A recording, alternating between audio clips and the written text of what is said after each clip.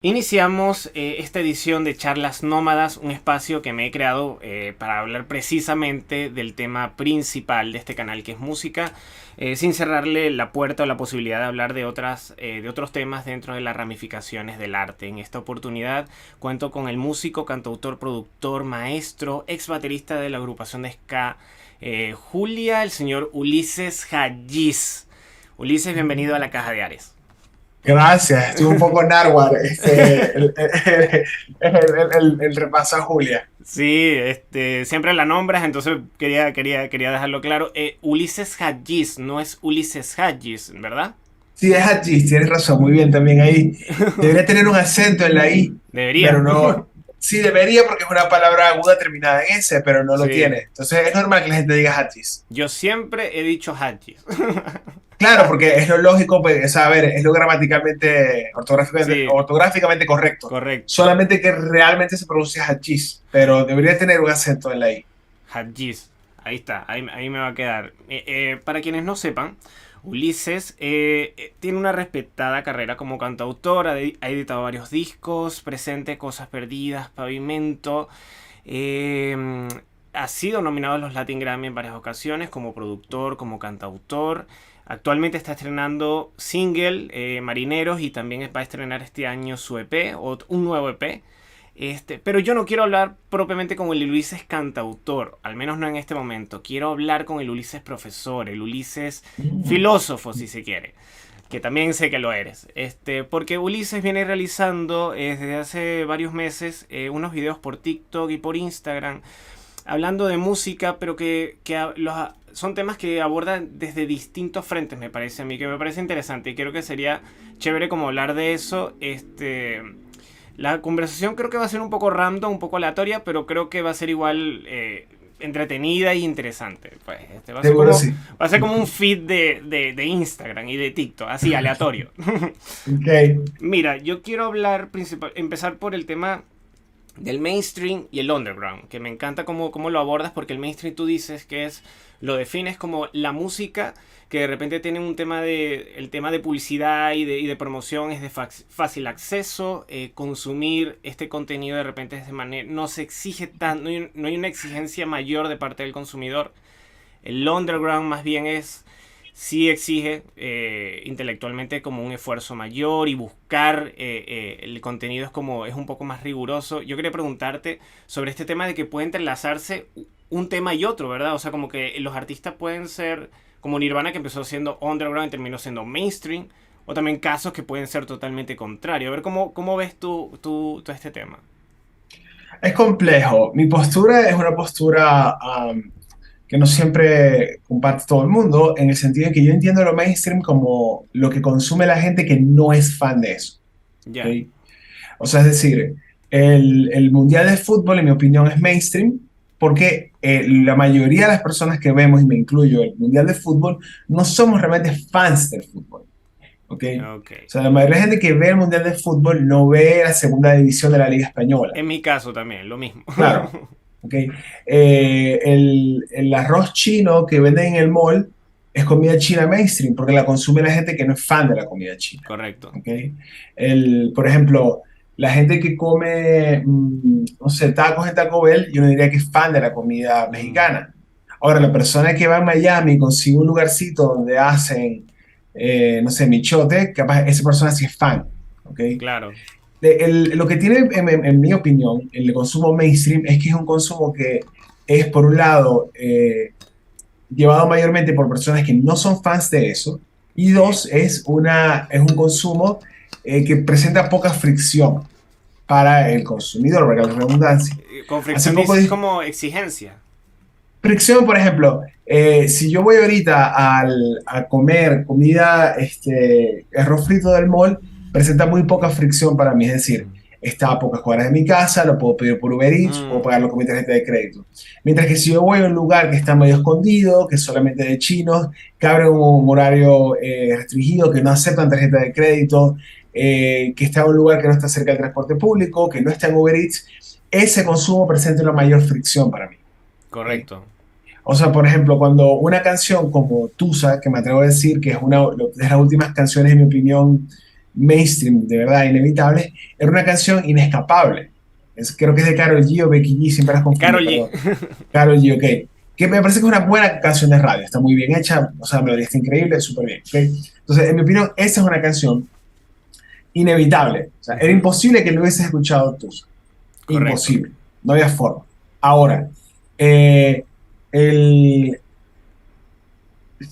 por ejemplo, Te- discutía con un amigo porque un amigo mío decía que la última canción de Bizarrap era un hit masivo, ¿Cuál? porque El era de... es la última sesión de Bizarrap que Con es el... número uno en todos lados. Ah, ya, ya. Sí, bueno, casi ¿Okay? todo. Pero sí, sí, Claro, sí entiendo. pero hay una que sacó Bizarrap hace poco que, el, em, que es número uno en todos lados. Entonces mi premisa era que yo siento que eso no es mainstream. ¿Por qué? Porque la gente que escucha Bizarrap son fans de Bizarrap. Ok. Tiene muchísimos, tiene miles, tiene millones. Pero Millones. yo nunca he escuchado una sesión de Bizarrap en mi vida. Ya. Solamente la escuché porque este amigo me la pasó y puso un poquito y bueno, ya fue. ¿Ok? Claro, pero tú no ves, por Pe- ejemplo, que en el caso de Bizarrap tiene canciones como muy puntuales que sí se vuelven mainstream. La de Nati Peluso, por ejemplo. no, porque, Ujú. porque, o sea, ¿a qué me refiero? Ojo, y me parece, y esto yo le marco dentro de lo que yo llamo, bueno, yo no, muchos teóricos la posmasividad, que es mucho más Ok. eficiente y es mejor que la masividad. ¿Por qué? Mm, Porque Bizarrap es mucho más eficiente.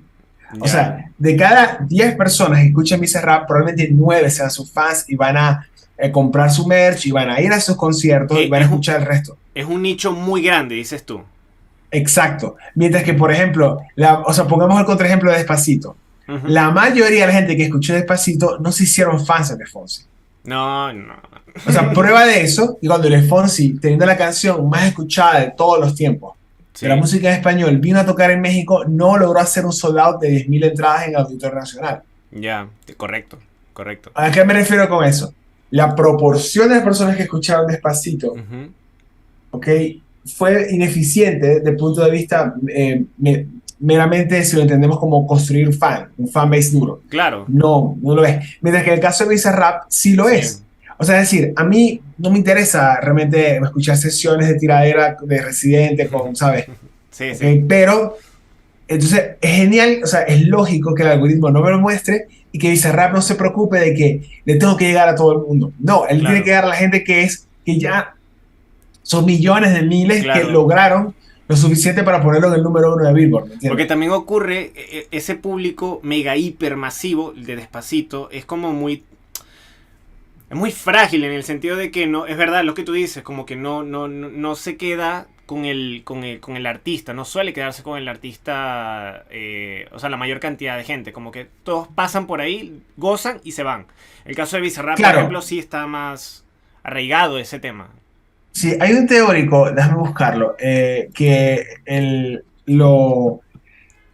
lo discute a partir ¿cómo se llama esto? Lo discute a partir del fútbol. Entonces, él hace como un cuadro para ver a cuatro tipos de públicos distintos que, te voy a decir cómo se llama el teórico.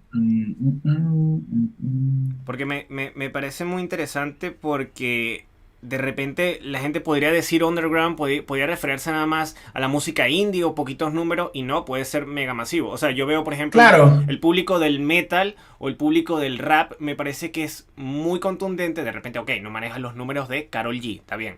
claro, aquí pero, está pero es contundente igual. Giulianotti.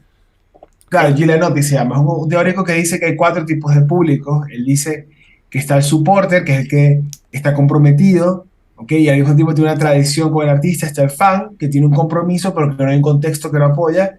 Está Ujú. el seguidor y el flaner, que más o menos están ahí, pero que no les interesa demasiado. Se va diluyendo Exacto. el fanatismo o la atracción por el producto o el arte. Claro, Sí, entonces él coloca el contexto cultural y el interés de la persona. Entonces dice, claro, por ejemplo, para nosotros como venezolanos, la Vinotinto, aunque no te interesara mucho el fútbol, ya se había arraigado mucho en la cultura. Entonces igual le vas a prestar un poco de atención al juego. claro. Mientras que si eres un mega fanático del, por ejemplo, del Liverpool, pero vives en Venezuela, probablemente, aunque tengas mucho interés, te juega en contra de eso. Sí, Y el extremo es, por ejemplo, yo con los Beatles. Yo crecí en un contexto donde se les rendía culto a los Beatles y me gustan al mismo tiempo, entonces eso se va a sostener en mayor tiempo. sí, Entonces, claro, ¿qué pasa con Luis Fonsi o Despacito? Es complejo. Primero, tiene que ver con que realmente Luis Fonsi no era un artista de reggaetón.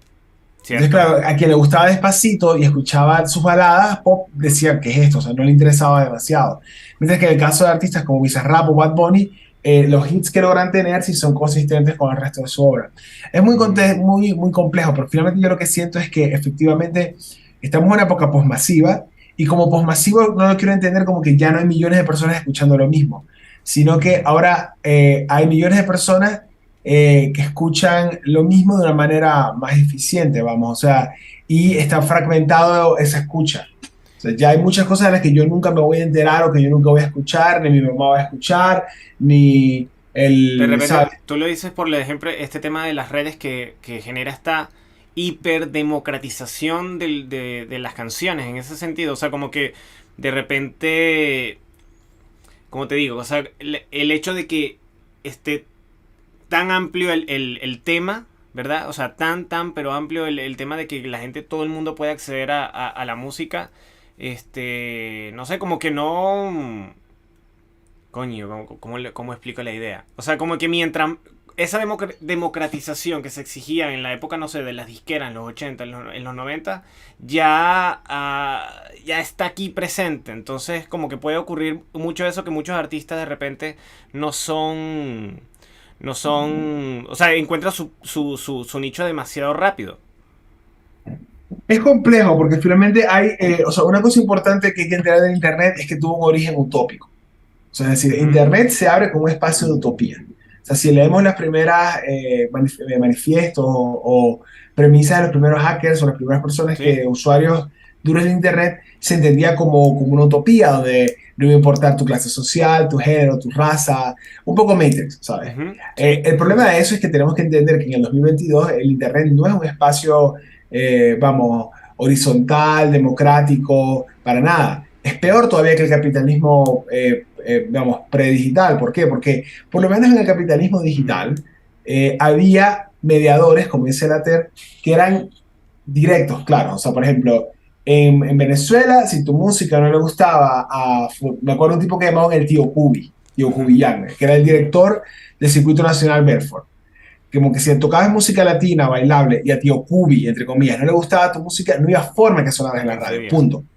Entonces, había por lo menos un mediador claro, que aunque era villanesco, lógicamente, e injusto, por lo menos había una claridad en ese respecto. El Ujú. problema del Internet y el TikTok y Spotify, bla, bla, es que nos hacen creer que hay una democratización o o una horizontalidad y que cualquiera, si tiene una canción buena, se puede viralizar. Es mentira. Porque No, obviamente hay intereses. sigue habiendo como una estructura de poder que determina quién se escuche y que no. O que se Claro, viralice y que no. pero es peor porque en este caso está tapado por la medida del algoritmo. O Claro. sea, si tú sacas una canción y no hay nadie apoyando realmente, es como que, puta, es que al algoritmo no le gustó.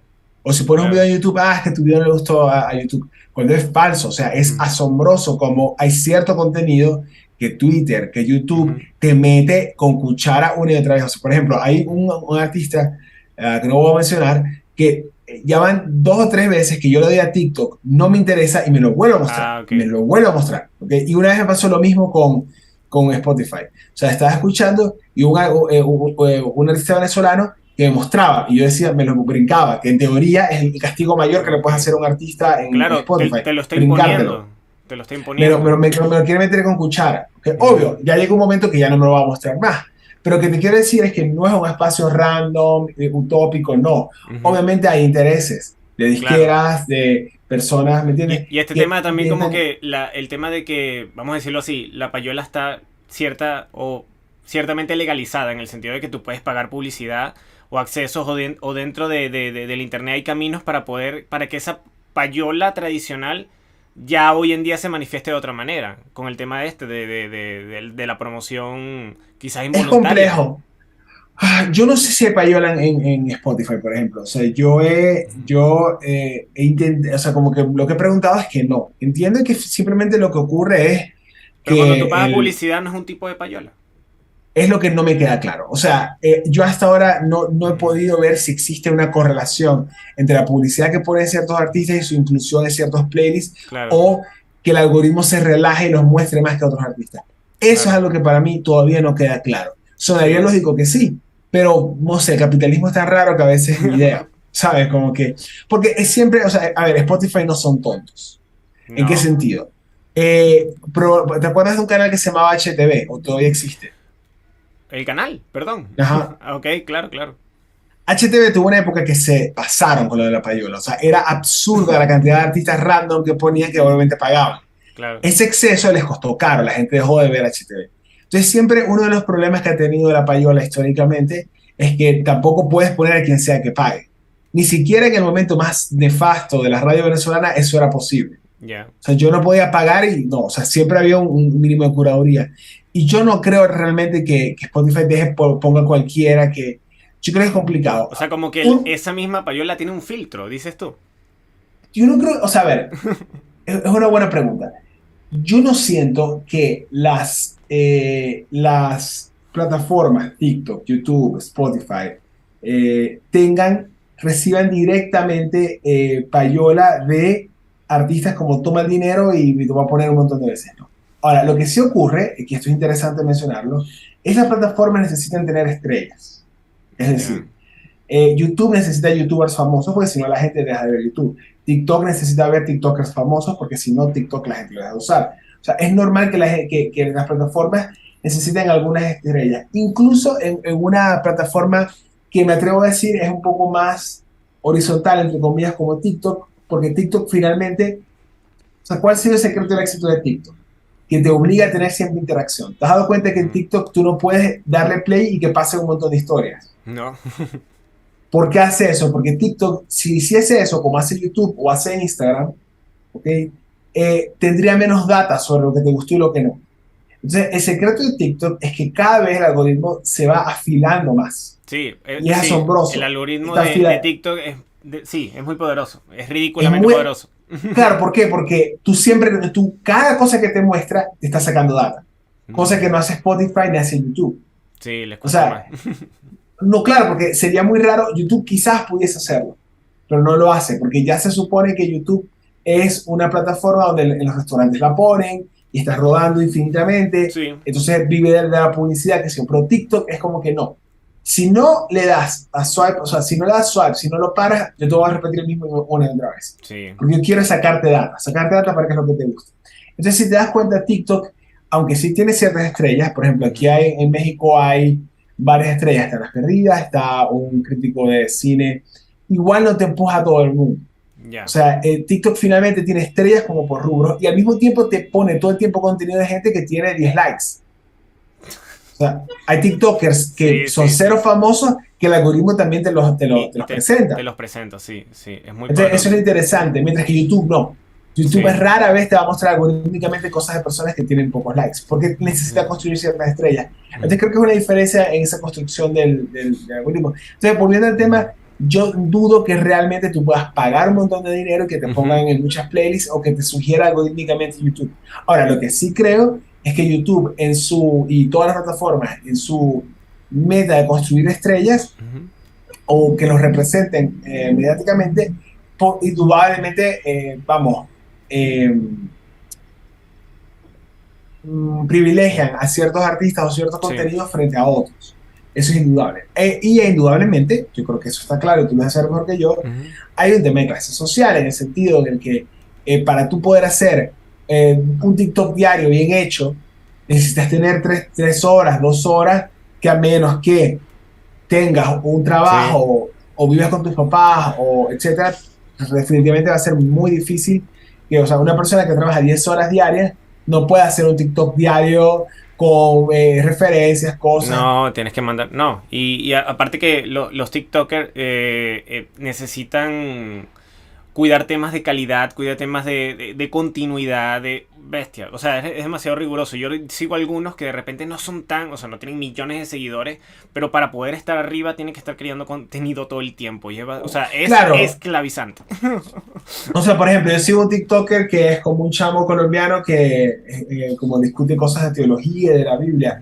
ese chamo obviamente no tiene un trabajo de oficina, o Ujú. si lo tiene, está muy relacionado con lo que hace, pero hay que ver Sí, cuánto tiempo le dura la gasolina, o sea, es decir, cuánto sí, tiempo tú vas a poder estar haciendo un video sobre, porque te toma rato, o sea, es decir, un es video, por ejemplo, rato. hoy vi uno que hablaba sobre por qué se pensaba que el fruto que habían comido Adán y Eva era una manzana. Se le explicaba que era como, como la palabra en latín del mal, se Ujú. parecía a la de manzana, entonces algunos vamos, teólogos habían interpretado que era una forma del texto divino de decir que era una manzana la que le había dado a conocer el mal. Mm. Entonces él explicaba, ese video a ese chavo le tuvo que haber tomado por lo menos, o sea, desde que se sentó a ver las fuentes, Sí, consiguió las capturas. investigar, sí, sí. No se supone que ya se supiese eso, porque lo vio en una clase.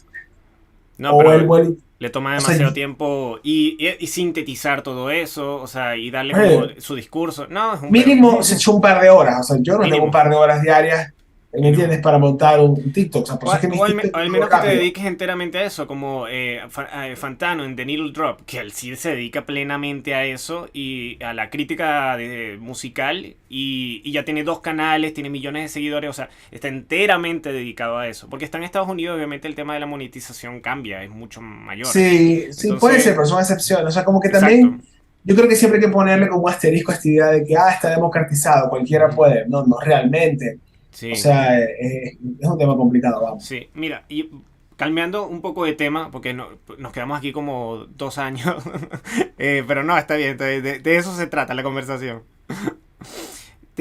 Sabes que con respecto a un tema simbólico, hay algo que me llama la atención con respecto a lo que está ocurriendo hoy en día y también está relacionado con las redes. El tema de repente, cómo la pornografía puede estar incluso relacionada dentro del arte. Porque siguiendo un poco el hilo del tema del mainstream y del underground. ¿Por qué lo digo?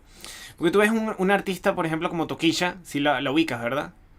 Toquilla que tiene sus canciones y todo esto, toda su carrera musical, pero también tiene OnlyFans. Y como que parece ser que una cosa o sea, no está alejada de la otra. Es como un solo producto, o sea, una sola entidad que funciona, ¿verdad? Ok, no sé si Toquilla saldrá en los medios tradicionales, pero a ella le funciona bastante bien y tiene una carrera que va para arriba. O sea, puede ser que la pornografía también hoy en día se esté aceptando como arte, porque no sé, recuerdo películas, no sé, de Lars von Trier como Nymphomaniac, o lo que hace Gaspar Noé también, que son, o La vida de él, la película, como que ya el tema sexual es mucho más fuerte. Quizás son películas muy pretenciosas, pero están ahí presentes, no dejan de ser obras de arte, quiero decir. Entonces, ves que de repente estos mundos como que no hay, desaparece esa línea divisora. No sé, a ver, entiendo que el OnlyFans es muy variado. O sea, no sé si Ujú. efectivamente Toquilla lo que haga ahí sea pornografía. No, sí Vamos, es. no soy un estudioso de eso. ¿Cómo? Sí es pornografía. Ah, ok. Sí es. Bueno, no la tengo, vamos, no tengo OnlyFans, pero entiendo que la pornografía es como algo muy específico que se diferencia quizás de la fotografía erótica, qué sé yo, pero bueno, Ujú. vamos a tomarlo como contenido erótico por lo pronto. Claro. Y ella es A muy ver, explícita en sus letras y todo, o sea. sí, ya dice popola cada 3 palabras.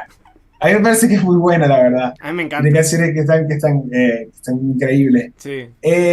No sé, pasa un poco, porque se sospecha un poco con Toquilla me pasa como un poco pasó con los Strokes. O sea, llega un momento que no sé qué tanto se puede estirar esa misma fórmula. Ok. The O Strokes, sea, la banda de sí, o Casablanca. sea, por ejemplo, los Strokes cuando yo escuché el primer disco me encantó y dije, yo no siento Sí.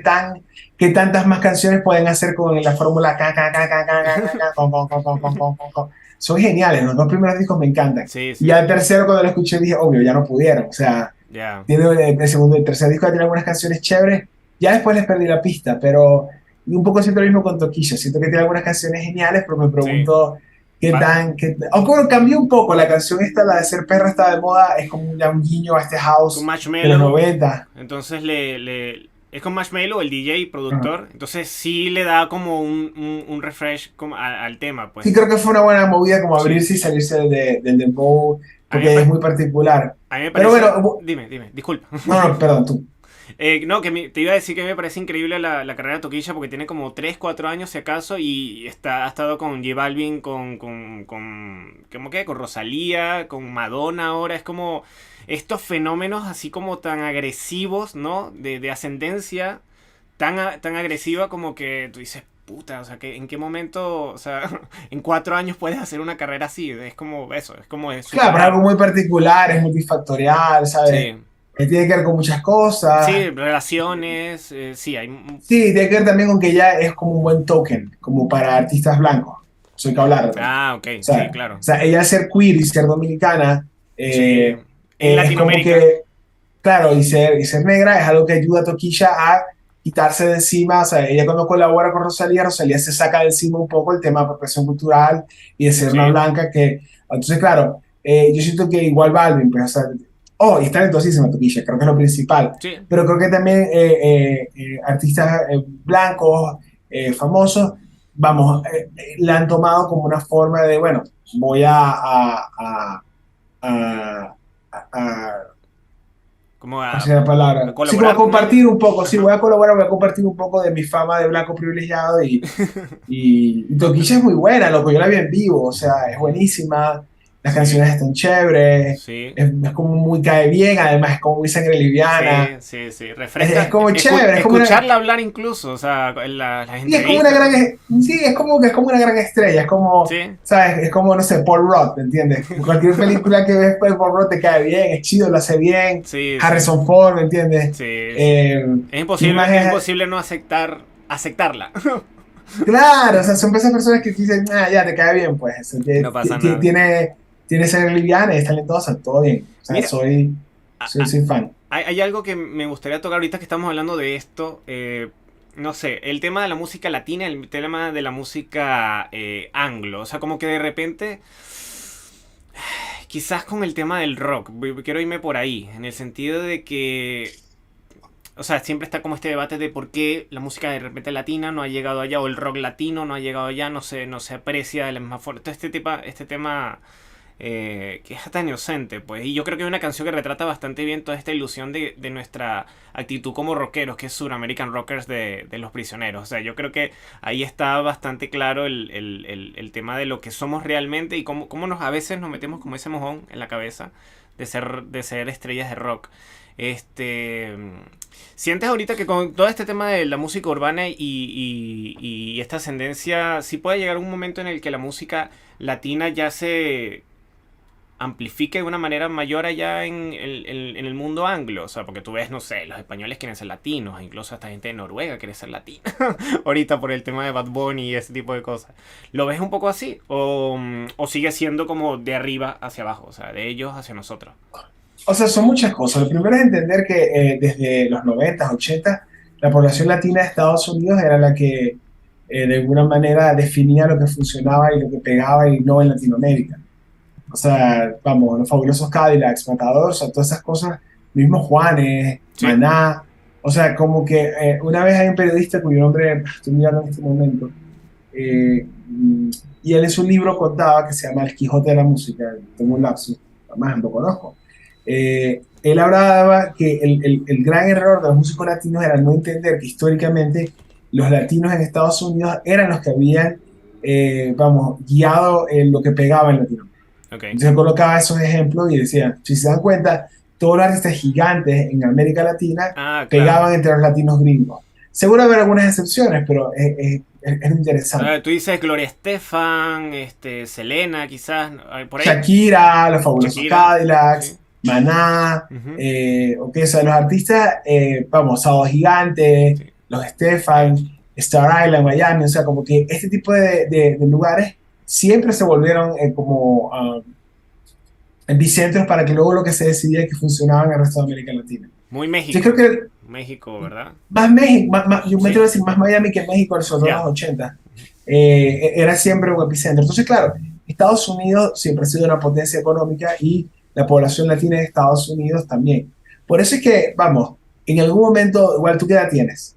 Yo tengo cumplo 33 este mes. Bueno, eres muy chamo todavía, pero Ujú, probablemente yo que tengo 39, ujú. me acuerdo de cuando la champeta y el reggaetón de alguna manera coexistían. Si La me acuerdo, champeta del reggaetón, ok, ya. claro, la champeta, que es un ritmo colombiano, cercano al Ujú, dembow también, a la soca, ujú. coexistía en algún momento del principio de los 2000. Entonces yo me acuerdo que en el 2002, 2001, 2003, por ahí, como que la gente más hipster, más entendida de la música latina, electrónica, bailable, el reggaetón de Puerto Rico y la champeta de Colombia. Pero mi opinión es que finalmente el reggaetón, y no quiero ser con esto reduccionista, pero creo que un deal breaker en que el reggaetón se volvió una hegemonía y la champeta no, fue que los puertorriqueños pueden trabajar en Estados Claro, Unidos y entrar sin claro. visa. Y Ujú. para un artista de champeta sacarse una visa para ir a Estados Unidos Más debe ser complejo. una odisea, Sí, sí, sí, vamos. sí, sí. Sí, Entonces creo hay que, algo ahí que el tema, bueno, de que siga siendo colonia Puerto Rico sí influye claro, indiscutiblemente. sí, entonces yo creo que el reggaetón se volvió un fenómeno y funcionó para Estados Unidos por diversas razones. Primero, bueno, los latinos de segunda, tercera generación que necesitaban algo para identificarse, la cercanía de los latinos a la población negra estadounidense, la cercanía que tiene, Sí. vamos, la estética, De hecho, tanto musical como eso, visual, eso que está con el diciendo, hip hop. eso que está diciendo me parece brutal porque, por ejemplo, cuando salió Rompan Todo, el documental yo tenía un pana que me decía, debería estar Carlos Santana, pero es que yo le dije, pero es que Santana no es latino latino, o sea, Santana es una persona, sí, descendencia latina, pero es americana, o sea, Santana está más cercano a Clapton o a Hendrix que a Charlie o Spinetta, ¿sí me explico? O Claro, sea, era otra escena, o sea, por Dios, Santana tocó gusto, que era otra cosa. Claro, sale este tipo Batis, que se supone que ujú, era su amigo, que tocaba en ujú. Tijuana. Pero claro, o sea, ¿y qué nos dice que rompan todo? Bueno, o sea, la razón por la que el rock latino se acaba es por la electrónica. Y yo viví esa época al 100, o sea, yo me acuerdo que en el 2001, 2003, tocar batería era de un perdedor, ¿sabes? Como que la gente cool ponía música, hacía electrónica. Y yo ahí, tú que sabes, Ah, tocando el viviste Rush. esa época. Viviste esa época. Claro, yo estaba muy chamito, la verdad. O sea, siendo completamente honesto, ya, o sea, como cuando yo empiezo a tocar guitarra en el 95, ya Kurt Cobain estaba muerto, pues. O sea, Sí, claro. yo veía a Kurt Cobain ya como una figura, pero yo viví completo cuando salió Circo Beat, por ejemplo, de Fito Páez, cuando salió Ujú, La Playa de ujú. Charly García, o sea, fueron Uf. discos que me marcaron. Y vi la decadencia de eso, o sea, vi cuando ya, o sea, vamos, Pero todo ya eso cuando yo, seguía siendo un fenómeno latino. O sea, no estallaba sí. en América, pues en Estados Unidos. No, no, no, no. Ujú. Pero justamente es que también es otra cosa. La electrónica, al ser instrumental, daba la posibilidad de que algunos DJs pudieran entonces tocar y poner música. Es complicado, pero sí, o sea, cuando la electrónica toma el momento hegemónico en los 2000, ¿sabes? Para mí era como, ok, o sea, ya llegué tarde, ¿sabes? Como que no. O sea, ya cuando yo tenía 17, 18 años, la electrónica mandaba, ¿no? O sea, tener una Sí. banda ya iba en decadencia. Me acuerdo de hecho, cuando yo tocaba con Julia, ya vamos, algo subalterno, por alguna Claro, palabra. O porque sea, ya, Julia asumo que quería pegarse en ese tema de, sí, los fabulosos, los pericos, no sé, claro, pero aparte que desorden. yo me meto en Julia, a principios de los 2000, yo entré en Julia en el Ah, 2002. ya, la última etapa, digamos, ¿no? Claro, o sea, ya cuando, Ujú, 2001, 2002, o sea, ujú. cuando yo entré en Julia hace, wow, más de 20 años, ya estaba de salida tener una banda, ya estaba, o Claro. sea, de hecho, parte de lo de Julia, bueno, que era como modernillo, era que había guiños a la electrónica, pero por decirte algo, en un buen show de Julia podían ir 150 personas y en el show más pedorro de electrónica de Maracaibo iban 500. Mierdero. O sea, como que la Sí, sí. electrónica realmente estaba en un momento de hegemonía. O sea, amigos míos que eran DJs cobraban 10 veces más de lo que podía cobrar yo. ¿Ok? O sea, Nah, como weón. que no fue hasta que vinieron como la época de Dust, o sea, de Strokes, de Vines, Ujú. que hubo como un resurgir en la idea de tener una banda. Sí, White Pero eso fue Stripes. después. Ujú. Sí, Claro, pero sí, eso fue sí. mucho después. Sí, sí. Mira, yo te quería, te quería preguntar, a ver qué piensas tú sobre todo este tema nostálgico, porque bueno, tú vienes del rock, yo también empecé yo también toqué en alguna oportunidad, también tuve bandas de rock, como que ese tema nostálgico nos pega, pero, pero durísimo. No sé qué tanto ves tú, como de repente hoy en día el rock no tiene como ese lugar que tuvo en algún momento y cómo de repente está como este lamento, de esta exigencia de parte de tanta gente seguidora del rock, como que esa era la verdadera música, esa era la música que tenía algo, esa era la música que tenía un contenido. A mi modo de ver, yo creo que, o sea, como que cada tendencia tiene su momento. 50 años del rock, o sea, estuvo súper arriba, como que nos dio muchísimo. ¿Cómo ves tú la situación del rock actual? O sea, yo igual, a mí me encanta el rock, me encanta la música, encuentro dentro de la música indie cosas maravillosas, pero ¿cómo lo ves tú con respecto a eso? Al lugar que ya no tuvo en algún momento, que tuvo y ya no tiene en este momento. O sea, es complicado. Lo primero que tendría que yo pensar es que realmente a mí nunca me gustó el rock con R mayúscula. O Mm, sea, a mí me gustaban cosas cercanas al rock quizás o momentos, pero, o sea, no sé, por ejemplo, a mí Pearl Jam nunca me gustó. O Silverchair nunca me gustó. No, a mí Pearl Jam nunca... Que pero me gustaban ponte, los Smashing Pumpkins, ok, pero más por la relación con la canción, siento, ok. o Nirvana por lo mismo. Me gustan cosas de ruido más como Sonic Youth, pero realmente me doy cuenta con los años que el rock, entendido como bandas como Vinilo Versus, como Q's, como Ujú. Foo Fighters, realmente no es tanto lo mío. O sea, Ya, ya. como que el rock con R mayúscula fue algo como que vamos, o sea, Charly García y Fito Páez no me atrevo a decir que sean rock, en Ujú. el sentido de lo que se entiende como el rock este como rockero, Sí, ¿sabes? sí, eso, o sea, son, vamos a decirlo así, como artistas más matizados con respecto a su Exacto. discurso musical. O sea, la guitarra eléctrica la adoro, o sea, es como el instrumento que más me enamora en general, pero no, rara vez yo uso distorsión. Ah, O sea, ok. como que hace poco fui como a una presentación como de unos equipos, de unos preamplificadores de un tipo, un ingeniero chileno que los hace. Y el tipo era así súper metalero, como que vamos a probar esto. Y como que el tipo tenía como un Fender a toda mecha, con una PRS a toda mecha. Entonces miró al del estudio y dijo, no distorsiona más. Entonces en el estudio como, men, o sea, ¿qué vas a grabar? Greencore, ya, vale esa verga. Entonces todos miramos como que loco, aquí nadie graba nunca con la guitarra toda distorsionada, cálmate, ¿sabes? Pero tiene que ver como con eso, como con el rock. Yo creo que el rock está pasando, en mi opinión, justificadamente, ¿sabes?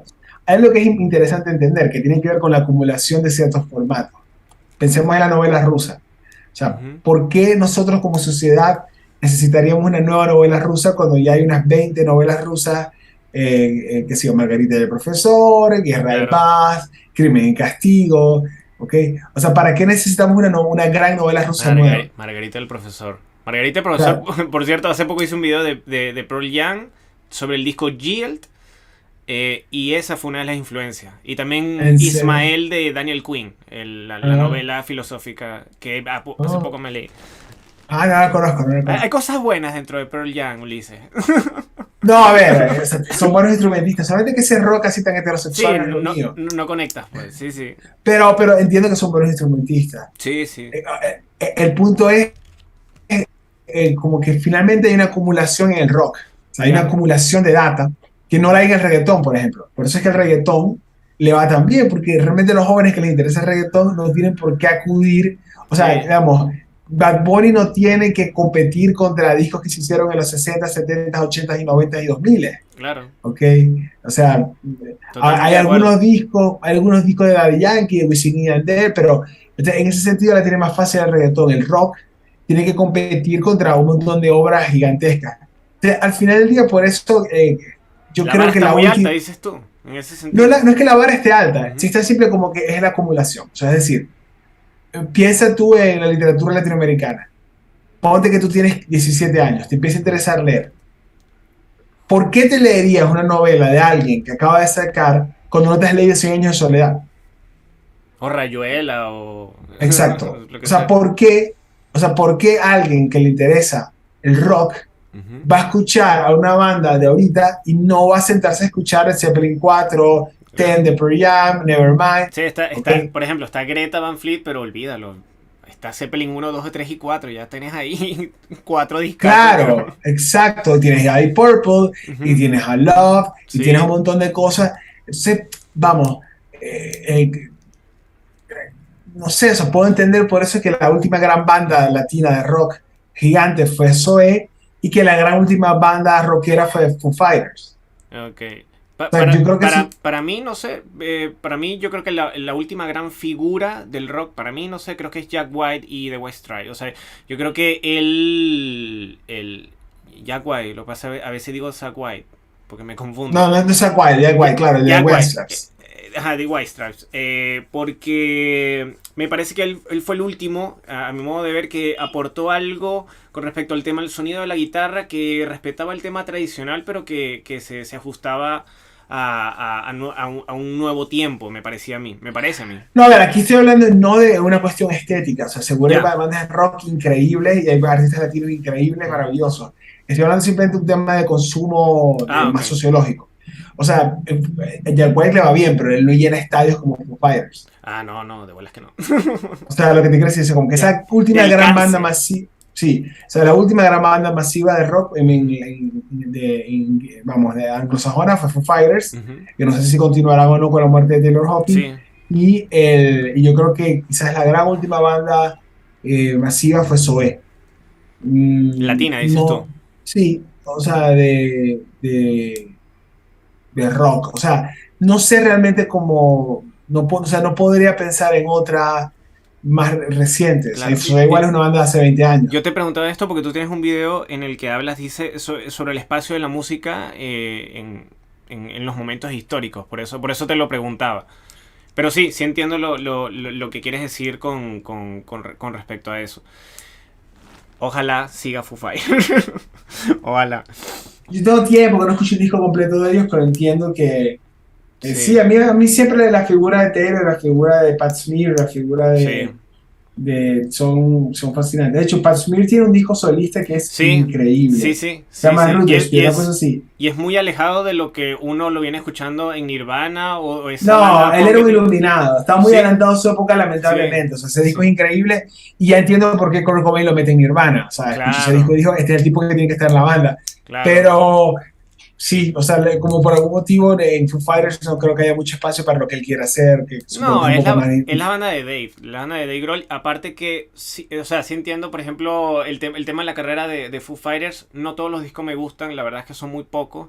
Pero de repente, para mí, tienen este Wasting Light que es una maravilla. Me parece que es la gran obra de ellos, pues, o sea. Tengo que escucharlo, no lo he escuchado. Escucha, escúchalo, es una muy buena obra. O sea, creativamente ahí Dave Grohl creo que llegó a un momento interesante. Este, quiero hablar de otro tema. Esto sí está un poco más fumado, vamos a decirlo así, A porque ver, ya es aristotélico y yo no domino tanto ese tema. Yo leí en algún momento la poética de Aristóteles, hasta ahí me quedé. Pero yo sé que tú eres filósofo, pero hablabas de un tema que me pareció muy interesante, lo de etos, patos y logos. ujú. Cómo lo abordabas, ¿no? El etos, que lo defines cómo te relacionas con el mundo, el patos está más dirigido a la pasión y el logo es el conocimiento, los datos, ¿no?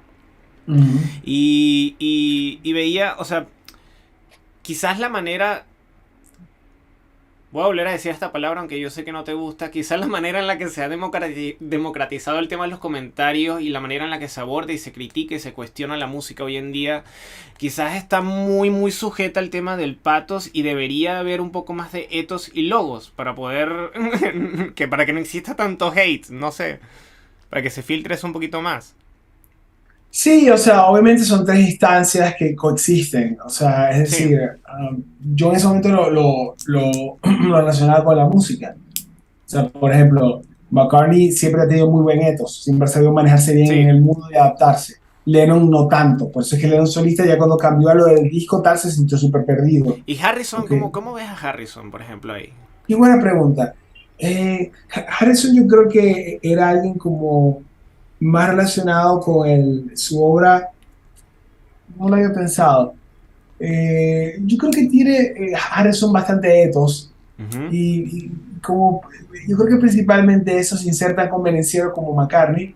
pero él, vamos, hizo hasta en Wilbur, Ujú. él sabía como, bueno, sabes, I got my man, o sea, yo creo que Harrison tiene un poco más de colmillo que Lennon, pero creo que Ujú. finalmente era un hombre religioso y eso hacía Sí. que su carrera musical estuviese siempre mediada como por una consistencia en ese sentido, ¿ok? Ujú. Pero, eh, Sí, yo creo que más patas que todo tendría Harrison. Siempre sus canciones eran como más Sí. de él, más frágiles, más hablando de su propia... Quizás eh, esa etapa, yo recuerdo que Harrison en la parte solista, bueno, tiene ese primer gran disco, pero también recuerdo que él tuvo como este supergrupo donde estaba Tom Petty, estaba creo que Bob claro, los Dylan. Traveling Sí, Wilburys. Ajá, ajá, claro, con exacto. The Flying, Sí, como con que este Dylan y con supergrupo, Roy ¿no? Orbison.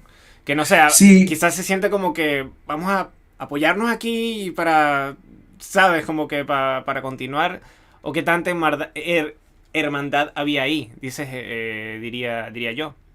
es interesante, pero sí. Sí, es algo interesante a la hora de ver ciertos artistas. O sea, como que te sirve como que, ok. Para mí es O sea, por como Velvet ejemplo, Revolver o Audioslave. En esa época, no sé. Es como. lo que pasa es que, claro, los Traveling Wilburys tuvieron un par de super hits, pero creo que tampoco estuvieron tan comprometidos como Ok, Audioslave en sacar más discos y claro. girar. Pero no me creas, capaz se hacían giras, pero según entiendo, no.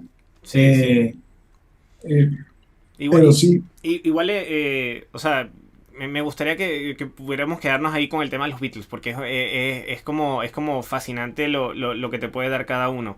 Quizás Lennon, o sea, por ejemplo, este What If, sí me cuesta ver a Lennon en los 80. Me cuesta verlo ahí, ¿sí me explico? O sea, me cuesta con respecto a esto que estás diciendo que quizás le costaba más como que actualizarse. Que hubiese sido Lennon en los 80. Bestia, no sé. Me cuesta como verlo desarrollándose plenamente en una década como la de los 80. o sea, el problema es, o sea, no todo artista tiene que tener todo. O sea, Claro. por ejemplo, Jorge Drexler no tiene nada de patos en su obra, y está bien, es una gran obra, pero él nunca, o sea, Ah, lo sientes más intelectual. sí, o sea, la obra de Drexler es una obra como la de Cerati, son obras que lo que tienen es logos y etos. O sea, ¿qué fue ¡Ay! Acabas de decir algo. pero está bien, o sea, Ok, no, yo no ok. tengo nada, por ejemplo, mi obra tiene muy poco etos, o sea, Ya, yo nunca he sabido cómo adaptarme al momento, o sea, muy poco, o sea, ya. no es algo que esté en mí. Y está bien, o sea, mi obra a mí me encanta, y a mí me encanta Claro. la obra de Cerati, me encanta la obra de Drexler, pero es una obra con muy pocos patos, o sea, muy Mm, rara vez Drexler o Cerati te van a conmover o se van a sentir vulnerables en su obra, o te van a decir algo como con mucha pasión. claro. Tiene que ver más tanto como con el ingenio. Mm, Son obras muy ingeniosas, ok. son muy ingeniosos ellos, ¿ok? Mm, Fito, por ejemplo, tiene un patos desbordado. sí, sí O sea, entiendo. es como una Ujú. pasión todo el tiempo desbordada, pero tiene un gran logo y ha Sí. sabido como su quizás ausencia de todo manejarla bien. Pero por ejemplo, Charlie, yo siento que es como. Es como una. Es muy completo. Exacto, una amplificación de todo. Es una Sí, locura. él ha sabido manejarse bien los tres, aunque obviamente el pato se le va de control con mucha Sí, frecuencia.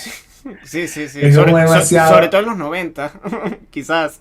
Sí, vi que tengo un video sobre el Charlie dice no more. Sí, esa, la hija de la lágrima tiene chipi chipi, tiene la sal Sí, rosada sí, y sí, sí. tiene, pero de resto es un poco de locuras muy experimentales que a mí me encanta ese Sí, disco. sí, me encanta, me encanta. Sí, la hija, esa etapa, y creo que hasta Say No More, porque después viene, ¿cómo se llama? El El aguante. Y aguante. sí, ya bueno, Sí, o sea, está a ver, complicado. es muy difícil de hacer obra también en una circunstancia tan desbordada. Sí, complicado.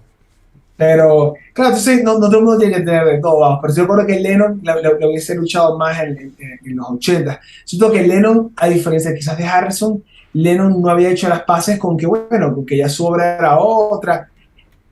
Él siempre sentía como un complejo frente a McCartney, que tenía mucho número uno. O sea, Sí, se supone que cuando sale Double Fantasy, que sale mientras él está vivo, el sencillo fue Just Like Starting Over y llegó apenas, bueno, apenas, pero vamos, llegó al puesto 15. sí, Me acuerdo sí. que Lennon supuestamente miró a Yoko y le dijo, bueno, al menos tenemos una familia. O sea, fue un disco que no le fue bien cuando salió apenas, Sí. pero claro, cuando muere, la necrofilia social hace que obviamente todo el mundo lo empiece a escuchar más, que tiene unas canciones increíbles en Double Fantasy, o sea, quizás las mejores de Lennon vienen ahí. Hay un tema de que, bueno, eso que estás tocando que yo le diría la capitalización de la muerte. O sea, como que cómo se potencia el artista después de ahí y cómo se idealiza. O sea, yo siento que a veces me pasa eso con los Beatles, como que tengo como ese tema con los Beatles de que a veces la gente o lo sobrevalora, ¿sí me explico? Que está como en ese Ujú. lugar y yo más bien busco como que, ok, para mí no es que estén sobrevalorados. O sea, yo siento que es una banda que. Que no puede estar sobrevalorada, pero sí es como que una banda justa. O sea, hay que ponerla como en su justo lugar. Eso es lo que quiero decir. O sea, no es. Si yo digo que Sgt. Pepper de repente es un álbum que a mí no me deja tanto con respecto al tema de las canciones. Sé que es un disco importante, sé que es un disco que a nivel de producción tiene unas cosas que son revolucionarias. Olvídalo, yo me quedo con Revolver, yo me quedo con Rubber Soul, o sea, yo me quedo pero rato largo, Claro, porque las canciones ahí siento que son mucho más poderosas, mucho más hermosas, o sea, me quedan más a mí. claro. Sgt. Pepper, si te das cuenta, es un momento desenfocado que más bien muestra la genialidad de los Beatles. Exacto. ¿En qué sentido? O sea, comienza We're Sgt. Pepper's, increíble. We Are Little Help from My Friends, una mega canción. Ujú. Lucy in the Sky with Diamonds, mega canción. Sí, es Ya linda. cuando comienza Getting Better es como, ok, Sí, o sea, ya te das cuenta, pero fíjate, lo genial de Sgt. Pepper para mí es el uso de la estructura. Si tú escuchas Lovely Rita, por ejemplo, no es la mejor canción del mundo, pero como la estructura te sorprende todo el sí. tiempo, la canción. Y hay canciones que a mí, que el mismo Lennon decía, que Good Morning, a mí me parece pésima y Lennon también, Puede, puede, cualquiera. puede ser, o sea, sí está bueno como hacer ejercicio de repente de letos, patos y logos dentro de los álbumes de los Beatles. O sea, También. quizás Sgt. Pepper y Revolver no puede ser más etos y logos, pero estas maravillas que te estoy diciendo, Revolver o Rubber Soul, sí siento que son más patos, me parece a mí, pues. Claro, sí, obviamente, estábamos enrachadísimos. Revolver quizás, es increíble. quizás Abbey Road para mí es como más completo. Como que sí, tiene producciones muy impecables, tiene canciones muy buenas, tiene una seguidilla de canciones al comienzo que tú dices, pero por favor en la vida, o sea, coño de la madre. Es un gran disco como que muy equilibrado, muy equilibrado en todos esos aspectos que, que, que, que estamos desglosando, pues. Igual Lady B. Sí, David B es consistente porque no era un disco propiamente, pero las canciones Ujú. que vienen ahí son increíbles. Son maravillosas, sí. O sea, Don't Let Me Down, Pero Get quizás Back. Lady B, la producción está como un poquito rara, ¿no? Es que no hubo producción realmente, hubo un Sí. registro en vivo y ya Ujú. luego ellos abandonaron el proyecto. Sí, O sí. sea, siento que es injusto, vamos, medir David B a partir de los otros porque realmente es una obra sin terminar, Sí, que aún así está increíble. O sea, pero hay sí, canciones como Dig It, Maggie May, o sea, hay muchas cosas que son como relleno ahí para que pareciera un disco sí, entero. sí, sí, esos, sí, yo diría que son interludios más que canciones como tal, o sea, como que, bueno, pero igual tienes a Across the Universe, tienes Lady B, tienes Get Back, tienes The Lonely Rainy, no, The Long Way to ajá, Go. ay, no, o Sí, no, no, tiene un sea, montón de canciones I'm in increíbles. Mind, no, por favor, Sí. es demasiado completo, tu Beatle favorito es Lennon. Es una pregunta que he hecho. Yo tengo un podcast con David Aguilar y tenemos un episodio de 2 horas hablando al respecto. La conclusión a la que llegamos es que dentro de los Beatles mi favorito es Paul y fuera de los Beatles Lennon. Ah, ok. Ah, bueno, es un matiz interesante. Sí, Completamente o distinto. sea, Lennon me fascina, Lennon me parece increíble y me encantan los Beatles, o sea, me mata. O sea, a ver, siendo muy más crudo, dentro de los Beatles, McCartney gana por Sí, nada, quizás pero lo mejor fuera de. de los Beatles, Sí. John arrasa, Paul lo Sí. destruye. Sí, entiendo lo que dices. Porque, o sea, las grandes canciones de Paul están en los Beatles. De Tiene repente. cosas increíbles fuera, pero no llegó Sí. nunca No, no, al no, nivel no. de Lennon. O sea, No. Mother, you had me, but I never had you. O Sí. I was the walrus, but now I'm John. Paul está a 20.000 años luz de Sí. distancia de ese nivel de profundidad, de Sí. síntesis. O sea, Paul al final se volvió un people pleaser, el consolista. O sea, hacía lo que tenía que hacer Sí. para que la gente le gustara. Sí. Oh, tiene discos increíbles. O sea, Band on the Road me gusta muchísimo, Sí. Ram me gusta muchísimo, Chaos and Creation me gusta mucho.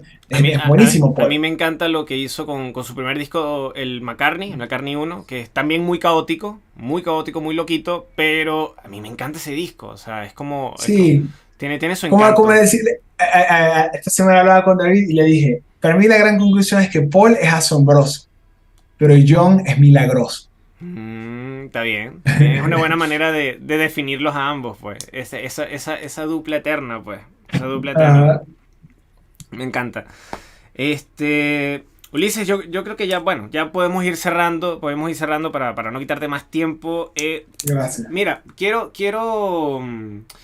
finalizar con algo absolutamente contrario a lo que veníamos hablando. Si pudieras darme información de Furia de Buzo Ciego, es una agrupación que hace poco, este año la descubrí y me parece muy interesante porque editaron cassettes. Yo, ¿qué vaina es esa que en los 2000 editaran cassettes? Claro. Y, o sea, es súper raro eso. A ver, Furia de Buzo Ciego era la banda de Abel Murillo. Okay, Ajá, Abel de era Abel Murillo. compositor. O sea, yo te puedo hablar muy poco de la primera fase de Furia porque yo no los conocía. Sabía que estaba lo del cassette y era como, vamos, Abel estaba en ese momento fuertemente influenciado por la movida indie norteamericana. Sí. Yo conozco Furia porque Abel me llama en el 2006, 2005 por ahí, para que yo produzca, mentira, Abel me ve a mí tocar con el portaestudio de cassette y le gustó. Nos hicimos amigos y él quería que yo produjera el segundo disco de Furia. Lo interesante es que la banda Furia se acaba como 2 semanas antes de entrar a grabar el disco. Entonces realmente ese es un disco que grabamos prácticamente Abel y yo solos. Ah, ok. Abel y yo... como Abbey Road. Exacto, o sea... ya se había acabado la banda y lo claro. Sin embargo, he de decir que buena parte de los arreglos que yo hice de batería y de guitarra eran exactos a los que habían hecho en ese momento el baterista original y el guitarrista original, que eran Ricardo y Fernando. Sí. Entonces, el segundo disco, o sea, el primero es el cassette de ¿Por qué no me escribes? Y luego vino en el 2007, 2006, el CD que está en Bandcamp que se llama Furia Buzo Ciego. Sí, sí. Que hace poco hubo una reedición. Pues. Claro, hace poco hubo una reedición que lo mezcló Sido de Telex, que entiendo que lo remezcló, pero yo no tengo forma realmente de compararlo, porque aunque yo tengo el CD aquí en la casa, no tengo que escucharlo, no tengo un CD player. Pero en lo que escuché Bandcamp sonaba bien. Sí, ese primer disco yo lo busqué por ahí, no lo encontré, pero el segundo me encanta, tiene ese sonido indie, no sé. Ha envejecido muy bien ese disco, la verdad. Sí. O sea, Abel de verdad, aunque siempre se tiraba un poco a menos, me parece que cantaba muy bien, tenía una capacidad de componer súper buena, él y yo teníamos una buena química musical. No sé cuál era la influencia de él, pero yo recuerdo, o sea, lo relaciono a lo que hace Ariel Pink, por ejemplo. Él lo que le gustaba era esperar el Pink, o sea, okay. Voices, Dinosaur Jr., okay. Happening, Stevie Moore, Pavement. No, o sea, antes de que Stevie Moore se hiciera popular. Okay. Seguramente le debe gustar a Abel, pero yo me atrevo a decir que quizás la mayor influencia de Abel es Pavement. Mira, Ulises, de verdad, gracias por tu tiempo, gracias a ti, qué buena entrevista, gracias por charla. Informarte. Gracias por la conversa. No, estuvo muy buena. De verdad, la idea es eso, es precisamente hablar de música. Sé que esta conversación es muy aleatoria, pero creo que igual, creo que igual funciona para el canal. Entonces, y recuerden, ya para terminar, que si les gustó el video, dale like y suscríbete. Comenta si quieres opinar sobre el tema, que me encantaría leerte. Y si crees que puedes llegar un poco más lejos, comparte este video con alguien que le pueda interesar. Será hasta la próxima. Chao. Chao.